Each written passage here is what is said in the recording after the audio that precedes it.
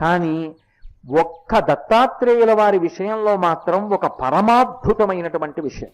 నిజంగా దత్తాత్రేయుల వారి చరిత్రలో వారు చెప్పినటువంటి ఆ ఉపాఖ్యానం కానీ ఎవరైనా మనసులో గట్టిగా పట్టుకోగలిగితే వారి జీవితం ఉత్తర క్షణం మలుపు తిరిగిపోతుంది.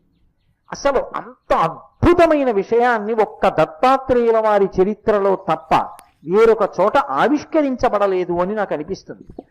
ఒకప్పుడు వారు అవధూత సంప్రదాయంలో నేల మీద దిగంబరుడై పడున్నారు. ఆయన ఒక అరణ్యంలో నేల మీద పడుకుని ఉన్నారు.